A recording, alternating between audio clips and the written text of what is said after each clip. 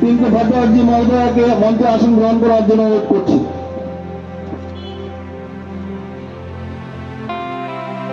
রাজ্যে দেখলাম বিহারের নির্বাচনে সিপিএম কংগ্রেস একটু লাফালাফি শুরু করছিল, আর ওই ঠকবাজ যাকে আমরা বর্তমান সেই মিথ্যাচারীর নায়ক বলি জিতেন চৌধুরী, ওই জিতেন চৌধুরী বলছিল বিহারের নির্বাচনে ভারতীয় জনতা পার্টির ধ্বংস হবে।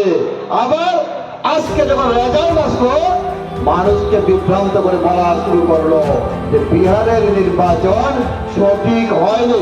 কে বলেছে? বিজেপি বলেছে বিজেপি শুরু হবে, ধ্বংস হবে।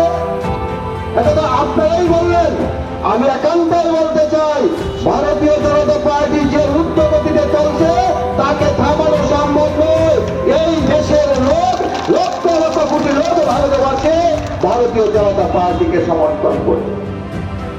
শুনে অবাক হবেন, ইউরোপের 4টা বামপন্থী সংগঠন কমিউনিস্ট বড় বড় কথা বলে, কমিউনিস্ট যেখানে সন্ত্রাস সেখানে, কমিউনিস্ট যেখানে দর্শন সেখানে, কমিউনিস্ট যেখানে উগ্রপন্থা সেখানে, কমিউনিস্ট যেখানে চাঁদাবাজি সেখানে, কমিউনিস্ট যেখানে কিডন্যাপিং সেখানে, কমিউনিস্ট যেখানে ধ্বংসের স্তূপ তৈরি করে, ওই কমিউনিস্টকে 4টা বামপন্থী সংগঠনকে ইউরোপের টপ জঙ্গি সংগঠন হিসেবে নিষিদ্ধ ঘোষণা করেছে।